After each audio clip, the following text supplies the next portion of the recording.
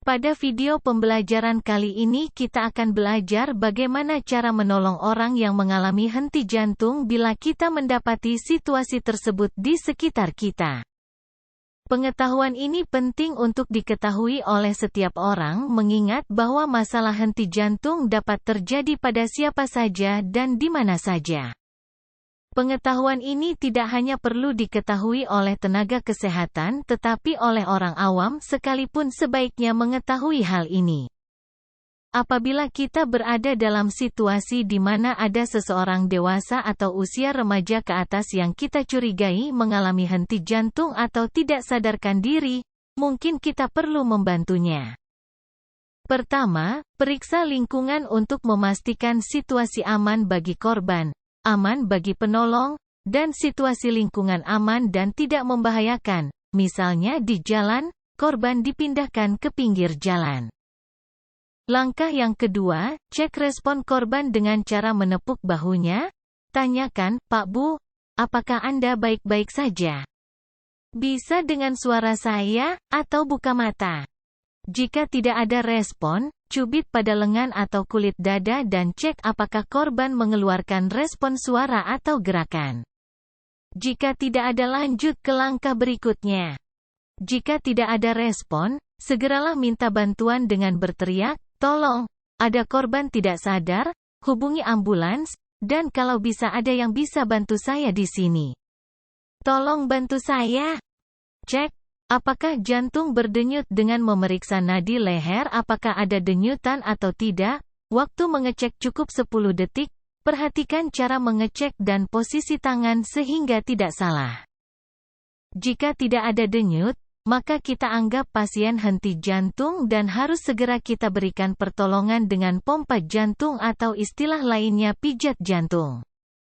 Cara melakukan pompa atau pijat jantung. Pastikan korban dalam posisi terlentang pada permukaan yang keras dan datar. Posisi penolong berada di samping korban, berlutut seperti pada gambar apabila korban berada di lantai atau lihat gambar jika korban di atas tempat tidur.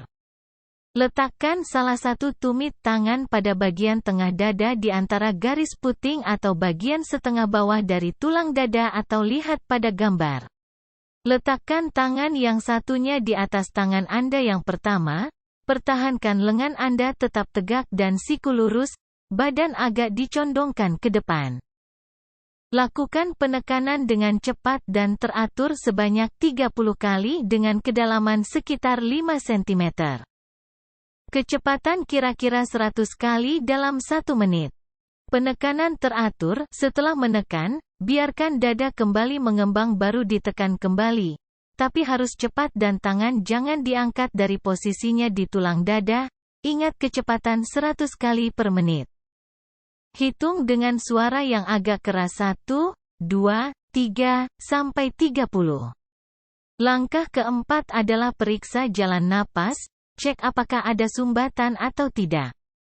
Atur kepala untuk membebaskan jalan napas dengan cara menarik dagu ke atas dan menekan dahi. Lihat gambar. Hati-hati menggerakkan leher seperti memiringkan kepala apabila dicurigai ada patah pada tulang leher. Tandanya biasanya korban mengalami banyak luka baik di kepala maupun di badan. Selain itu mungkin ada luka lebam di bagian leher, kepala. Korban tidak bisa menggerakkan bagian bawah tubuh.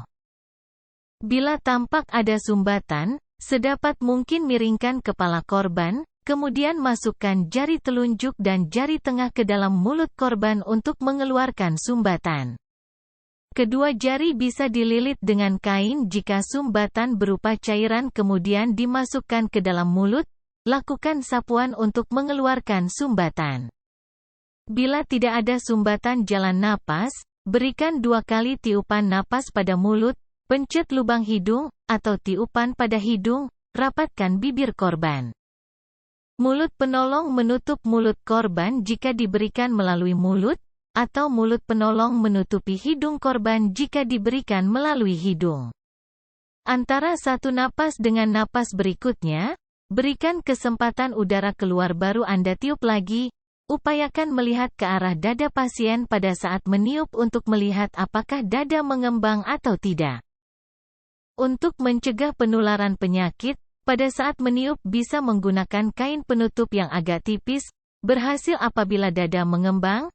Kalau dada tidak mengembang, curigai masih ada sumbatan. Waktu sangat berharga bagi korban, jangan memberikan pertolongan terputus-putus. Lakukan pompa jantung dan bantuan napas dengan perbandingan 30 kali pompa dada diselingi 2 kali bantuan napas. Itu dihitung sebagai satu siklus, lakukan 5 siklus dalam 2 menit kemudian raba kembali nadi leher, jangan berhenti dengan melakukan hal tidak penting misalnya memeriksa luka lain, menelpon, dan lainnya. Setelah 5 siklus, cek kembali nadi apakah sudah ada atau tidak. Jika ternyata belum ada nadi, maka lanjutkan ke 5 siklus berikutnya. Begitu seterusnya sampai penolong sudah kelelahan, boleh berhenti. Namun bila ada orang lain yang bisa menggantikan, maka siklus berikutnya dapat dibantu oleh orang lain. Bantuan ini dapat dilakukan oleh 1 orang maupun 2 orang penolong. Bila 2 orang, maka 1 orang memompa dada dan 1 orang memberikan napas buatan. Jika nadi sudah ada, cek napas apakah sudah spontan atau belum. Jika belum bernapas spontan, berikan bantuan napas setiap hitungan ke-6 atau 10 kali per menit. Berhitunglah, 1, 2, 3, 4, 5, dan pada hitungan 6 berikan bantuan napas ke mulut atau ke hidung, kemudian mulai lagi hitung 1, 2, dan seterusnya. Bantuan berupa pompa jantung dan bantuan napas dapat dihentikan apabila nadi leher dan korban sudah dapat bernapas spontan atau penolong yang ahli sudah datang. Atau bantuan dapat dihentikan apabila penolong sudah kelelahan atau sudah ada tanda-tanda kematian otak berupa manik-manik mata sudah melebar dan tidak mengecil bila disenter atau diberi cahaya. Bila jantung atau nadi leher sudah berdenyut dan napas sudah spontan, sambil menunggu bantuan atau penjemputan ambulans, penolong yang lebih ahli, atur posisi korban dalam posisi pemulihan. Posisi pemulihan diatur dengan cara korban dimiringkan, kaki yang di atas agak ditekuk pada bagian lutut, kaki yang di bawah lurus, tangan yang di atas dilipat seperti pada gambar. Demikianlah video pembelajaran kita kali ini terkait dengan pemberian pompa jantung dan bantuan napas dalam menolong korban. Semoga video ini bermanfaat. Silahkan share video ini agar lebih banyak orang bisa menolong orang lain yang memerlukan bantuan. Bila Anda suka dengan video seperti ini, silahkan subscribe channel ini. Ruang Dosen. Terima kasih.